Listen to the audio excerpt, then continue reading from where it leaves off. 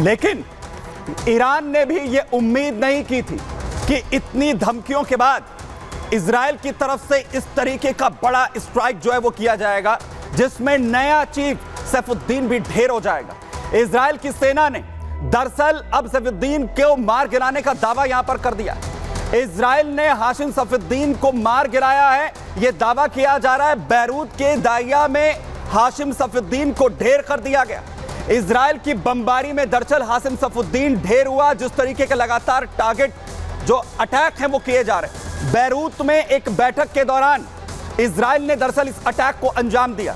Israel पर पलटवार की रणनीति हाशिम की तरफ से बनाई जा रही थी, क्योंकि जिम्मेदारी मिली थी हिजबुल्लाह की।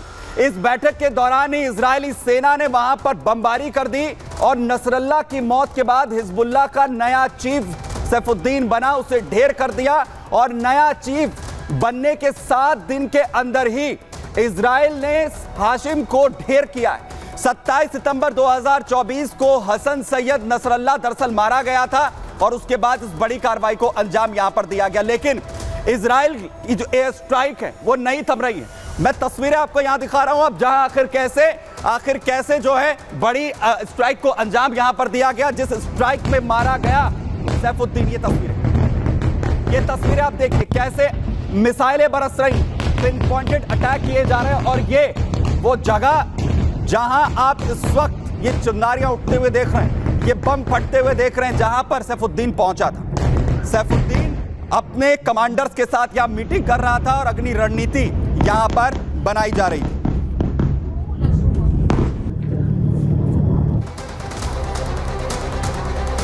लेकिन एक तरफ सैफुद्दीन का सफाया हो गया, ईरान ने पूरी तैयारी अपनी यहां पर कर रखी।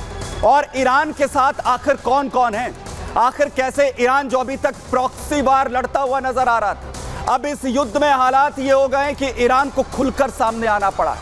ईरान के 4 यार तैयार, 4 उसके वो प्रॉक्सी यार, वो 4 उसके प्यादे जो अभी तक मिडिल ईस्ट में उसके लिए काम कर रहे हैं अलग अलग जगहों से, जो लगातार इजराइल पर बड़े हमले अंजाम देने में उसकी मदद करते रहे। लेकिन दूसरी तरफ इजराइल ने अपनी पूरी तैयारी यहां पर की है।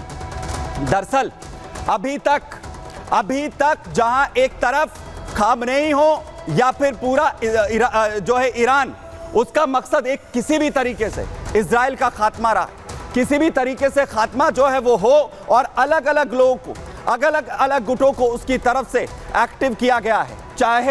चाहे उन गुटों को आखिर कैसे वो ताकत यहां पर दे, कौन कौन से वो गुट हैं जो उसके लिए अभी तक मिडिल ईस्ट में लगातार काम करते रहे और इस युद्ध को भड़काने में उनके सबसे बड़ा हाथ यहां पर रहा है।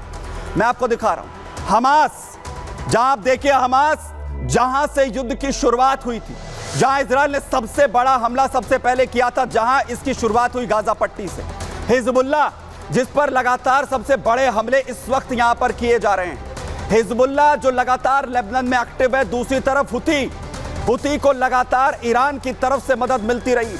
यमन में बैठकर वो कैसे ईरान का काम कर रहा है। और चाहे सीरिया की बात करिए या फिर इराक की, वहां ISIS, ये वो 4 प्यादे हैं जिनके दम पर लगातार ईरान की तरफ से अपने प्रॉक्सी वॉर को अंजाम देने की कोशिश यहां पर की जा रही है। लेकिन अब मैं आपको दिखाता हूं तस्वीर कि आखिर कैसे यहां पर तैयारियां कर रहा है ईरान अपने प्यादों के साथ तैयारियां करने में जुटा हुआ है। एक तरफ फुल फ्लेज वो युद्ध में उतर चुका है। ईरान ने सादिक 2 ऑपरेशन के लिए तैयारियां यहां पर कर दी हैं, क्योंकि हिजबुल्लाह का जो नया चीफ है सैफुद्दीन, उसे भी ढेर कर दिया गया है।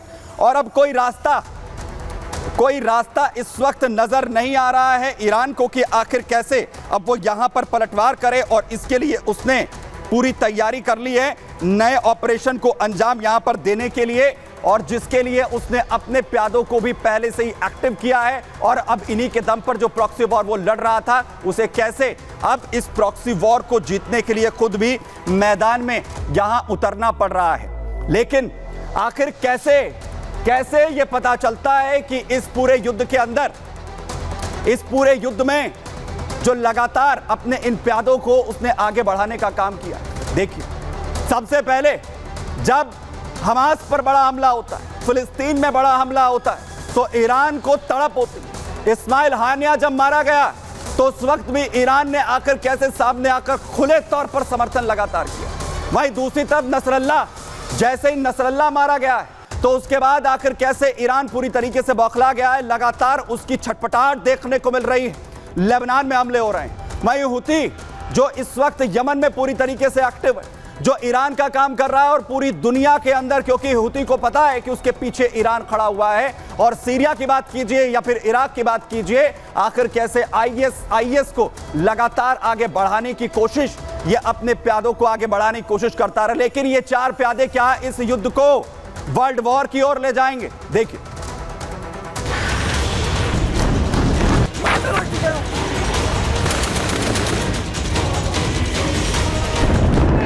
जब जब हमास, हिजबुल्ला, हुती और आईएस पर इजराइल की तरफ से जवाबी हमला किया गया, तब तब ईरान परेशान और बौखलाया जरूर है।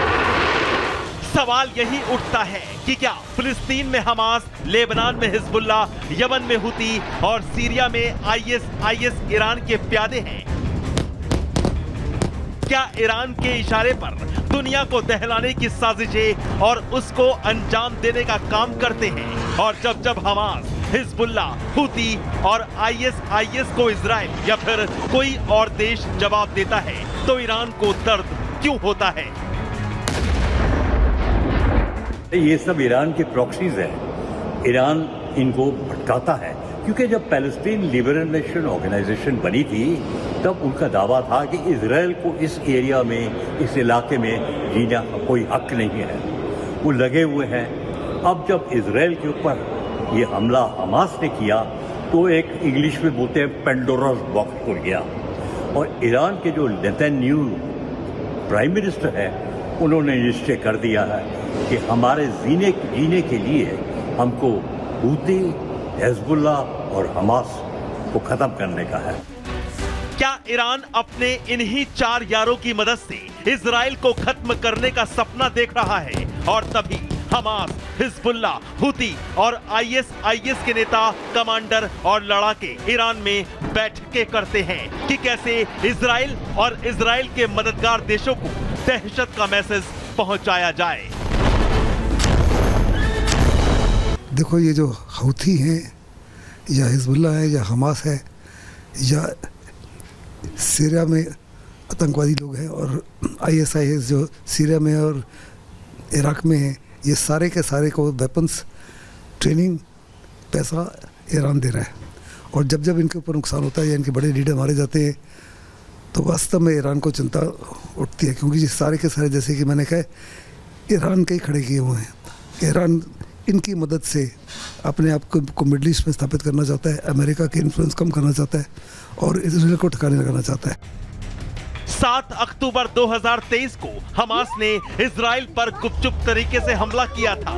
इस हमले के बाद इजराइल ने हमास को खत्म करने की कसम खाई थी और तब से अब तक हमास को इजराइल बर्बाद कर चुका है। फिलिस्तीन में घुसकर हमास के चीफ, कमांडर, लड़ाके, हथियार, सुरंगें सब कुछ मिट्टी में मिला चुका है।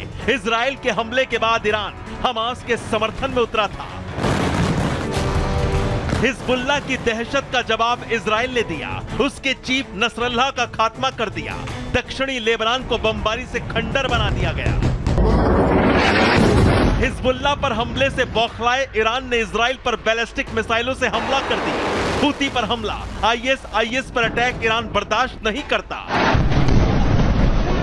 ईरान पर इजराइल ने अभी तक कोई सीधा हमला नहीं किया है, लेकिन